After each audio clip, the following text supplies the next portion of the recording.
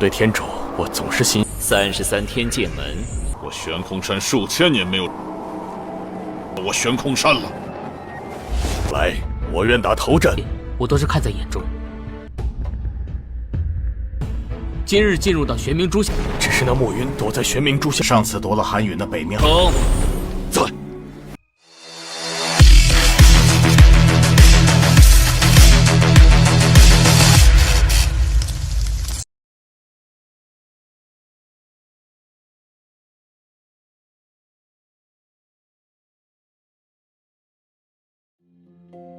Halo semuanya, selamat datang di Ruang Sinema. Bagaimana kabar kalian semua? Semoga selalu sehat dan baik-baik saja. Sesuai jadwal, jadi pada hari ini kita akan kembali melanjutkan series Donghua Supreme God Emperor episode terbaru, yang mana ini adalah episode yang ke-435. Bagi yang baru bergabung dengan series ini, kita sudah sediakan playlistnya, jadi kalian bisa dengan mudah mencari di mana episode awal dari series ini. Sebelum kita mulai episode terbarunya, kita akan melihat dulu apa saja yang telah terjadi pada episode sebelumnya, tepatnya pada episode 434. Kemarin Muyun dan juga Jitian telah melakukan penyerangan besar-besaran kepada semua pasukan 4 keluarga besar yang tengah berkumpul. Tidak itu saja, pertarungan sengit juga terjadi antara Jitian menghadapi Zhu Jiwan. Dalam pertarungan itu, tentu saja menjadi pemenangnya adalah Jitian, karena dia menggunakan teknik pedang tertinggi.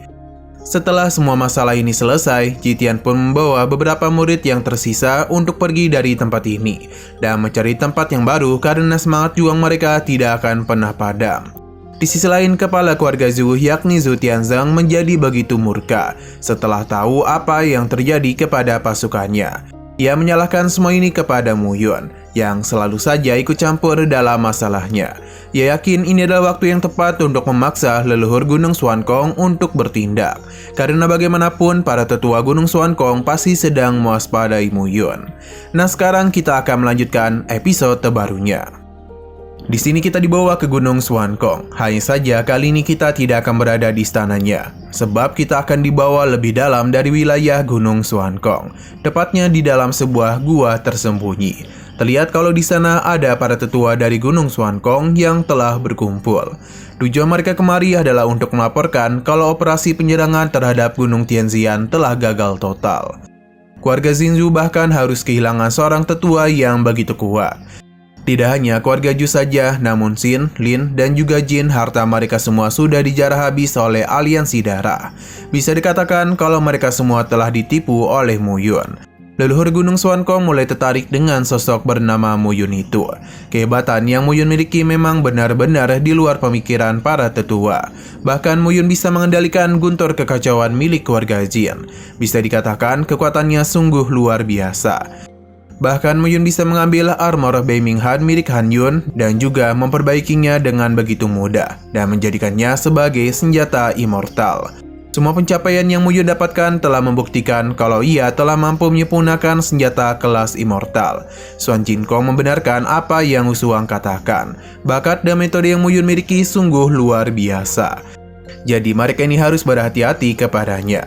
Leluhur Gunung Xuankong juga mengetahui hal tersebut. Lantas para tetuanya tidaklah boleh membiarkan Muyun untuk tetap hidup. Akan tetapi Muyun telah bersembunyi di formasi pembunuh abadi Xuanming. Arai yang dia bentuk ini sangatlah kuat dan sangat sulit dipatahkan. Jadi tidaklah mungkin bagi mereka untuk bisa menghancurkannya. Sang leluhur paham, jadi dirinya akan meminjamkan Po Tianshu kepada Xuan Jinkong. Ini bukanlah harta sembarangan, yang bahkan keberadaannya membuat para tetua begitu terkejut.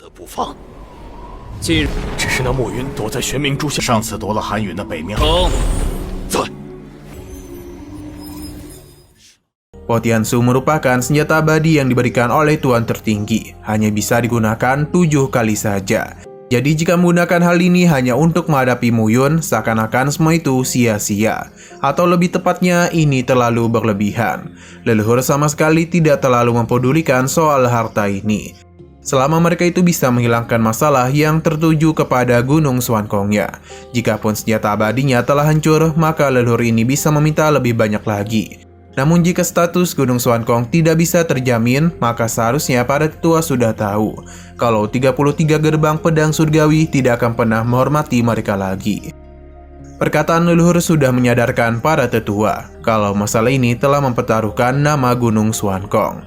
Husuang memberitahu kalau aliansi darah memiliki beberapa sekutu yang juga bermusuhan dengan Gunung Xuankong. Jika Istana Xuantian ikut campur dalam masalah ini, maka sudah jelas kalau aliansi darah akan bertambah kuat.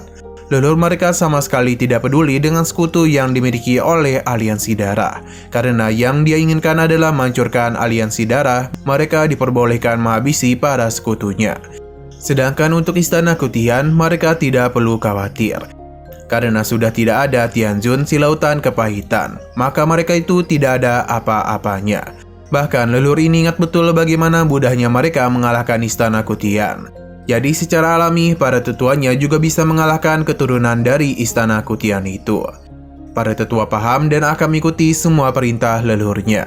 Setelah menyelesaikan pembicaraan ini, kelompok para tetua pun mulai pergi. Entah kenapa, setiap kali dirinya berhadapan dengan leluhur, Jiuseng selalu merasakan perasaan yang tidak senang. Ia pun penasaran kultivasi tuannya sudah berada di ranah apa. Akan tetapi untuk saat ini mereka tidak perlu memikirkan hal tersebut. Karena bagaimanapun para tetua dari Gunung Xuankong akan melakukan pergerakan ke aliansi darah.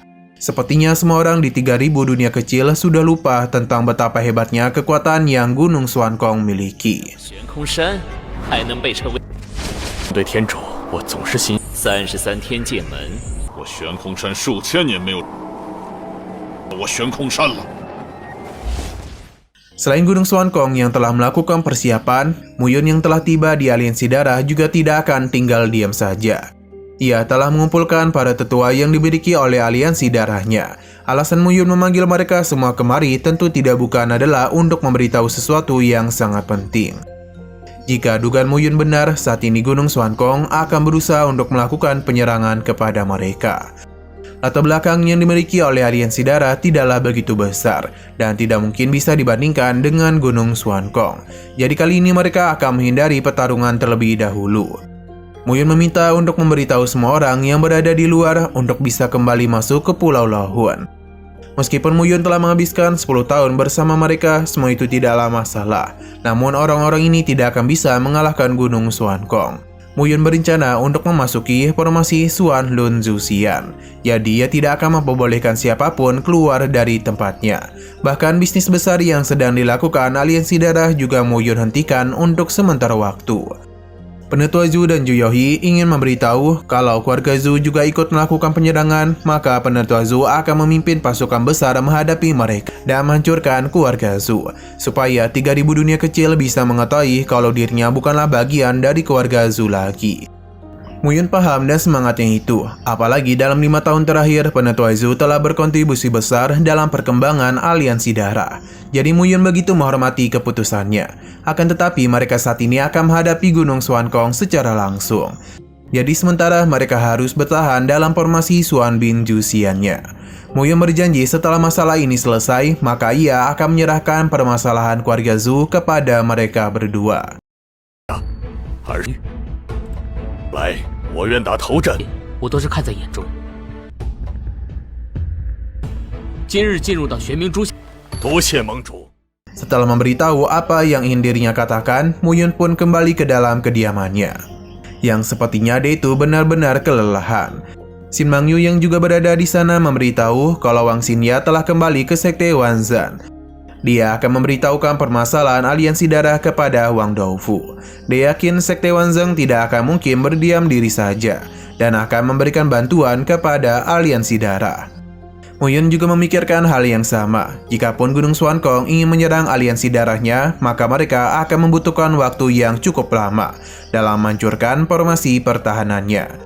Terlebih lagi, ini sudah dikombinasikan dengan Jiuhan Tiangong dari keluarga Zhu untuk membentuk kekuatan yang unik. Setidaknya Gunung Xuankong akan membutuhkan waktu 2-3 bulan hanya untuk menghancurkan formasi pertahanan. Waktu ini sudah lebih daripada cukup bagi Muyun untuk mempersiapkan diri. Xin Mangyu penasaran dan apa yang sedang Muyun pikirkan. Muyun berjanji akan memberikan Gunung Xuankong sebuah kejutan besar. Ini Muyun dan yang lainnya hanya tinggal menunggu waktu saja kapan Gunung Xuankong memulai serangan kepada aliansi darah. 也要花费一段时间。关正宗应该不会坐视不理的。